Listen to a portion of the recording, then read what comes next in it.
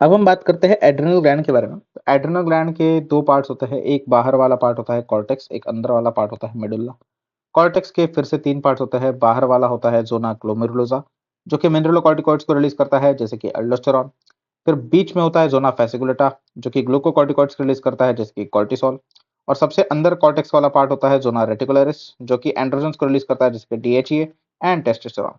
फिर हम बात करते हैं कि जो आपका अल्डोस्टेरॉन होता है, नॉर्मली इसका काम होता है सोडियम एंड वाटर के रिटेंशन का at the cost of potassium ions and H plus ions. अगर आपका अल्डोस्टेरॉन बढ़ गया तो it will cause increase sodium and water retention. साथ में ये हाइपोकैलेमिक अल्कोलोसिस कॉज करेगा, क्योंकि ज्यादा पोटेशियम और ज्यादा H प्लस के आयंस का लॉस भी करवाएगा।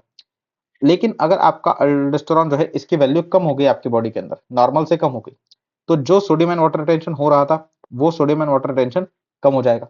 साथ में कम पोटेशियम का लॉस होगा और कम आपके H प्लस आयंस का लॉस होगा यूरिन के फॉर्म में, देयरफॉर लीडिंग टू हाइपरकैलेमिक एसिडोसिस। एक चीज जो आपको याद रखनी है कि जब अल्डोस्टेरॉन ज्यादा होता है और ज्यादा अल्डोस्टेरॉन के कारण हाइपोकैलेमिक अल्कोलोसिस आपकी बॉडी में होता है, तो हाइपोकैलेमिक अल्कोलोसिस के साथ एक और सिम्टम देखने को मिलता है, that is your muscular cramps. अब ये मस्कुलर क्रैम्प्स क्यों आते हैं वो समझाते हैं। जब अल्कोलोसिस होता है तो ब्लड वेसल के अंदर से जो H प्लस आयंस है ये बाहर जाते हैं और यूरिन के अंदर लॉस्ट हो जाते हैं।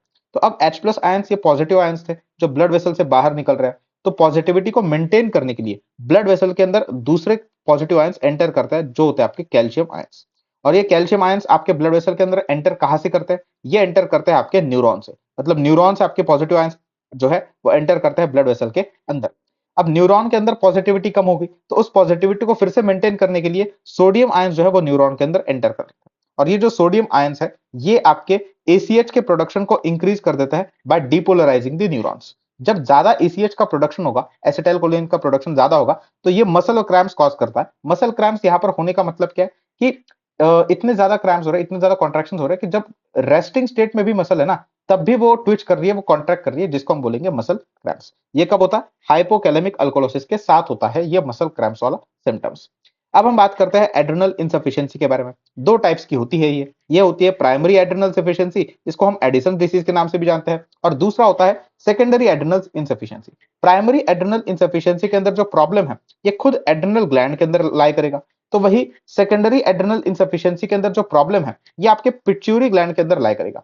तो जो पिट्यूटरी ग्लैंड है इसमें कोई प्रॉब्लम है जिसके कारण वो एसीटीएच का प्रोडक्शन ही नहीं कर पा रही, और जब एसीटीएच का ही प्रोडक्शन कम रहेगा तो कॉर्टिसोल तो कम रहेगा ही रहेगा।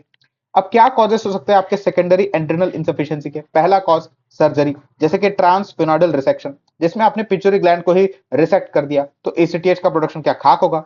दूसरा, ट्रॉमा एंड इरेडिएशन, मतलब एक तो ट्रॉमा इतना जोर का हुआ है जिससे कारण पिट्यूटरी ग्लैंड अफेक्ट हुई है, या फिर रेडिएशन थेरेपी के कारण पिट्यूटरी ग्लैंड जो है एसीटीएच का प्रोडक्शन नहीं कर पा रही, या फिर आप एक्सोजेनस स्टेरॉइड्स की थेरेपी पे थे और उसको अब्रप्टली कब बंद कर दिया, अब्रप्टली उसने आपने क्या कर दिया, उस स्टेरॉइड थेरेपी को बंद कर दिया, तो जो है आपका एसीटीएच का प्रोडक्शन रिज्यूम ही नहीं हो पाता। नॉर्मली क्या होता है ना, जब भी कोई पेशेंट को स्टेरॉइड थेरेपी शुरू की जाती है तो स्टेरॉइड्स अब बाहर से मिल रहे हैं उस पेशेंट को, तो उसका जो एचपीए एक्सिस होता है, हाइपोथैलेमस पिट्यूटरी एड्रिनल एक्सिस, वो ये सोचता है कि बाहर से अगर स्टेरॉइड्स मिल रहे हैं तो मुझे काम करने की जरूरत है नहीं, इसलिए पिट्यूटरी ग्लैंड्स जो है एसीटीएच का प्रोडक्शन कम कर देती है या फिर बंद कर देती है जब तक बाहर से स्टेरॉइड्स मिल रहे होते हैं। लेकिन अगर किसी बंदे ने उसको अब्रप्टली सिसेट कर दिया, मतलब अब्रप्टली बंद कर दिया, उस स्टेरॉइड्स के बाहर से जो स्टेरॉइड्स मिल रहे थे उसको अब्रप्टली बंद कर दिया, तो फिर पिट्यूटरी ग्लैंड्स को टाइम ही नहीं मिलेगा एसीटीएच के प्रोडक्शन को रिज्यूम करने का।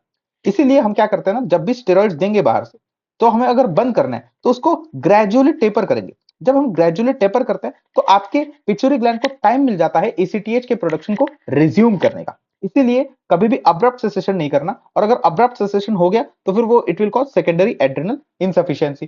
ठीक है, क्लैरिटी? हाँ जी, क्लैरिटी।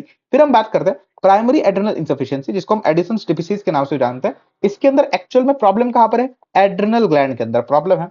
अब यहां पर एड्रिनल ग्लैंड के अंदर अगर प्रॉब्लम है तो कॉर्टिसोल जो रिलीज होगा वो कम रिलीज होगा। कॉर्टिसोल कम रिलीज होगा तो नेगेटिव फीडबैक के कारण एसीटीएच ज्यादा रिलीज होगा। हाँ जी, इसके दो कॉजेस हो सकते हैं। पहला, ऑटो इम्यून कॉज, मतलब ग्लैंड के अंदर कोई प्रॉब्लम है, ऑटो इम्यून प्रॉब्लम है, ये मोस्ट कॉमन कॉज होता है वर्ल्ड के अंदर। साथ में ट्यूबरक्लोसिस नाम का इंफेक्शन ये भी कॉज कर सकता है प्राइमरी एड्रिनल इनसफिशिएंसी, और ये मोस्ट कॉमन कॉज होता है इंडिया के अंदर। अब मैंने बताया ना कि ऑटो इम्यून कॉज हो सकता है जो कि आपके ग्लैंड को अफेक्ट कर रहा है, तो एक्चुअल में ये सिंड्रोम होता है, ऑटो इम्यून पॉलीग्लैंडुलर सिंड्रोम। और ये ऑटो इम्यून पॉलीग्लैंडुलर सिंड्रोम सिर्फ और सिर्फ एड्रिनल ग्लैंड को अफेक्ट नहीं करता, कई कई सारी ग्लैंड्स को जो है अफेक्ट करता है। अब इसको याद कैसे रखते हैं उसको थोड़ा सा आपको ट्रिक बता दो। दोनों के अंदर एपीएस टाइप 1 हो चाहे एपीएस टाइप 2 हो, दोनों के अंदर आपको एड्रिनल इनसफिशियंसी तो मिलेगी ही मिलेगी, इसमें कोई दो राय है नहीं। पर एपीएस टाइप 1 के अंदर अगर आप देखोगे तो एड्रिनल ग्लैंड के अलावा एक ग्लैंड अफेक्ट होती हुई दिखेगी, और एपीएस टाइप 2 के अंदर एड्रिनल ग्लैंड के अलावा दो ग्लैंड्स अफेक्ट होती हुई दिखेगी, और दोनों के अंदर आपको एक स्किन का लीजन देखने को मिलेगा। पहले हम समझते हैं एपीएस टाइप 1 के बारे में। एपीएस टाइप 1 जो होता है ये ऑटोसोमल रिसेसिव म्यूटेशन होता है एआरई जीन के अंदर, और मैंने जैसे बताया था एड्रिनल इंसफिशियंसी के अलावा एक ग्लैंड अफेक्ट होगी, और जो ग्लैंड अफेक्ट होती है वो होती है पैराथायरॉयड ग्लैंड, इसलिए हाइपोपैराथायरॉयडिज्म देखने को मिलता है, और एक स्किन लीजन देखने को मिलता है जो कि होता है म्यूकोक्यूटेनियस कैंडिडियासिस। फिर हम बात करते हैं एपीएस टाइप 2 जो कि 50% होता है इस पूरे सिंड्रोम का। ये पॉलीजेनिक कॉज के कारण होता है, and it is associated with hypo and hyperthyroidism, diabetes mellitus type 1 and vitiligo. जो दो ग्लैंड्स यहां पर अफेक्ट हो रही है वो है थायराइड ग्लैंड, पैंक्रियाज, और एक स्किन लीजन जो दिख रहा है वो है विटिलिगो। ठीक है। फिर एक तीसरा जो आपका टाइप होता है दैट इज इस ऑटोइम्यून पॉलीग्लैंडुलर सिंड्रोम का, वो है आइसोलेटेड ऑटोइम्यून एड्रेनालाइटिस। इसमें बस इतना याद रखना है कि इसमें सिर्फ और सिर्फ आपकी जो एड्रेनल ग्लैंड है उसका इन्फ्लेमेशन हो जाता है, बस बाकी कुछ याद नहीं रखना। अब ये नॉर्मल है आपका एचपीए एक्सिस, तो इसमें आप देख सकते हो कि आपका जो एंटीरियर पिट्यूटरी रिलीज करता है एसीटीएच, और एसीटीएच के कंट्रोल के अंदर सिर्फ और सिर्फ जोना रेटिकुलरिस और जोना फेसिकुलोटा ही होते हैं। जोना रेटिकुलरिस आपका एंड्रोजन क्रिएट करता है अंडर द एसीटीएच, एंड जोना फेसिकुलोटा जो है ये कॉर्टिसोल रिलीज करता है under the guidance of ACTH. ACTH आपके ग्लोमेरुलाजो को स्टिमुलेट नहीं करता, ग्लोमेरुलाजो को सिर्फ और सिर्फ आपका रेनिन स्टिमुलेट करता है टू रिलीज अल्डोस्टेरॉन। तो जोना ग्लोमेरुलाजो जो है is not under the control of A C T H, it is under the control of renin RAS system. ठीक है, ठीक है जी। अब हम बात करते हैं कि एड्रेनल इनसफिशिएंसी जो हमने दो टाइप की पढ़ी ना, प्राइमरी वाली और सेकेंडरी वाली। तो प्राइमरी वाली के अंदर क्या है, प्राइमरी वाली के अंदर आपका बेसिकली एड्रेनल ग्लैंड जो है वो प्रोड्यूस ही नहीं कर रहा कॉर्टिसोल को, वो एड्रेनल ग्लैंड ये तीनों चीजें प्रोड्यूस नहीं कर रहा, तो एंड्रोजन प्रोड्यूस नहीं कर रहा तो टेस्टोस्टेरोन कम हो जाएगा, कॉर्टिसोल भी नहीं प्रोड्यूस कर रहा और अल्डोस्टेरोन भी नहीं कम कर रहा। तो प्राइमरी मतलब प्राइमरी एड्रेनल इनसफिशिएंसी के अंदर इन तीनों के लेवल्स आपके कम रहेंगे, और चूंकि टेस्टोस्टेरोन और कॉर्टिसोल कम है तो नेगेटिव फीडबैक के कारण एसीटीएच बढ़ जाएगा, और चूंकि अल्डोस्टेरोन कम है इसलिए नेगेटिव फीडबैक के कारण रेनिन बढ़ जाएगा। ऐसा ही है ना कि ये तीनों लेवल्स आपके प्राइमरी एड्रेनल इनसफिशिएंसी के अंदर कम है, ओके, इसलिए नेगेटिव फीडबैक के कारण ये दोनों कम है इसलिए ये एसीटीएच को बढ़ा देंगे, और अल्डोस्टेरोन कम है इसलिए ये नेगेटिव फीडबैक के कारण रेनिन को बढ़ा देगा, यही होगा। फिर हम बात करते हैं सेकेंडरी एड्रेनल इंसफिशिएंसी के बारे में। सेकेंडरी एड्रेनल इंसफिशिएंसी के अंदर पिट्यूटरी के अंदर प्रॉब्लम है, तो वो एसीटीएच को रिलीज नहीं कर रहा इसलिए एसीटीएच की डेफिशिएंसी है। पहली चीज एसीटीएच की डेफिशिएंसी है। अब एसीटीएच अगर डेफिशिएंट है, अगर ऊपर से एसीटीएच नहीं रहा तो एड्रेनोट्रोजन और कॉर्टिसोल ये भी कम हो जाएंगे, तो ये टेस्टोस्टेरोन और कॉर्टिसोल आपके दोनों कम होते हैं इसके अंदर। लेकिन सेकेंडरी एड्रेनल इंसफिशिएंसी के अंदर रेनिन और अल्डोस्टेरोन का कोई लेना देना नहीं है। अल्डोस्टेरोन रिलीज होते रहेगा क्योंकि रेनिन तो आपका आता रहेगा ना, रेनिन में थोड़ी ना कोई प्रॉब्लम होने वाला, रास सिस्टम में थोड़ी ना कोई प्रॉब्लम होने वाला, तो इन दोनों के लेवल्स नॉर्मल होते हैं आपके सेकेंडरी एड्रेनल इंसफिशिएंसी के अंदर। ठीक है। अब हम आपका जो प्राइमरी एड्रेनल इंसफिशिएंसी होता है जिसको हम एडिसन्स डिसीज के नाम से भी जानते हैं, उसके क्लिनिकल फीचर्स की बात करते हैं। तो पहले तो हम बात करते हैं कि इन तीनों के कम होने के कारण क्या सिम्टम्स आएंगे, और फिर इन दोनों के बढ़ने के कारण क्या सिम्टम्स आएंगे। कॉर्टिसोल के कम होने के कारण, कॉर्टिसोल जब ज्यादा होता था तो वो क्या करता था, हाइपरग्लाइसीमिया कॉज करता था, अब यहाँ पर कम है तो हाइपोग्लाइसीमिया कॉज करेगा। कॉर्टिसोल का एक नॉर्मल एक्शन था कि वो हंगर सेंटर को स्टिमुलेट करता था, यहाँ पर हंगर कम हो जाएगा क्योंकि हंगर सेंटर स्टिमुलेट नहीं होगा। कॉर्टिसोल जब ज्यादा होता था तो वेट गेन कॉज करवाता था ड्यू टू इडिमा, यहाँ पर वेट लॉस हो रहा होगा। कॉर्टिसोल अपनी मिनरलोकॉर्टिकॉइड एक्टिविटी के कारण बीपी को बढ़ाता था, यहाँ पर बीपी कम हो रहा होगा। कॉर्टिसोल जो है इंक्रीज करता है आपके टीएसएच के लेवल्स को एंड कॉज करता है हाइपोथायरॉइडिज्म, और साथ में आपका जो कॉर्टिसोल है ये हाइपोनेट्रीमिया भी कॉज करता है due to its mineralocorticoid activity. Cortisol अपनी मिनरलोकॉर्टिकॉइड एक्टिविटी के कारण सोडियम एंड वाटर का रिटेंशन करवाता था ना, तो अब यहाँ पर सोडियम और वाटर रिटेंशन होगा नहीं due to decrease level of cortisol resulting into hyponatremia, लेकिन ये थोड़ा रेयर होता है due to less cortisol. But अब आपका अल्डोस्टेरोन कम हो चुका है प्राइमरी एड्रेनल इंसफिशिएंसी के अंदर, उसके कारण क्या होगा, पहली बात तो बीपी कम हो जाएगा और हाइपोनेट्रीमिया देखने को मिलेगा। साथ में आपके बॉडी के अंदर सोडियम कम है इसलिए सॉल्ट की क्रेविंग होगी, और साथ में हाइपरकैलेमिया होगा। हाइपरकैलेमिया क्यों होगा, क्योंकि अब चूंकि सोडियम एंड वाटर का रिटेंशन हो रहा है, क्या सोडियम एंड वाटर का रिटेंशन नहीं हो रहा तो पोटेशियम एक्सक्रीट ही नहीं होगा बाहर, पोटेशियम बच जाएगा ब्लड के अंदर रिजल्टिंग इनटू हाइपरकैलेमिया। साथ में टेस्टोस्टेरोन कम होने के कारण क्या होगा, टेस्टोस्टेरोन कम होने के कारण there will be loss of libido and there will be loss of axillary and pubic hairs, there will be loss of axillary and pubic hairs.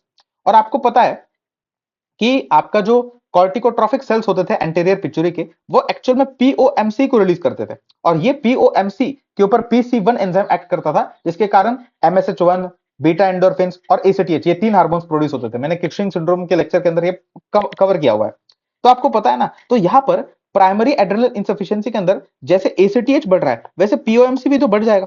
अब पीओएमसी बढ़ेगा तो आपका एमएसएच भी बढ़ जाएगा, और एमएसएच मेलानोसाइट स्टिमुलेटिंग हार्मोन जो होता है, ये हाइपर पिगमेंटेशन कॉज करता है लोकलाइज्ड रीजन पे। कहां कहां पर? जहां पर फ्रिक्शन होता है ज्यादातर, प्रेशर पॉइंट्स वाले जो पॉइंट्स होते हैं, जैसे कि एल्बो वाले पॉइंट्स, नकल्स वाले पॉइंट, बेल्ट वाले, बकल वाले points, Palmer creases and oral mucosa conjunctiva, in points पे आपको जो है हाइपर पिगमेंटेशन देखने को मिलेगा। ये हाइपर पिगमेंटेशन वाली इमेजेस है। और ये विटिलिगो वाली इमेज है। विटिलिगो आपको कहां पर दिखेगा?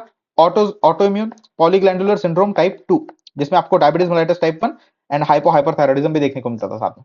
ठीक है। अब मैनेजमेंट प्रोटोकॉल की बात करते हैं फॉर सस्पेक्टेड एड्रेनल इनसफिशिएंसी।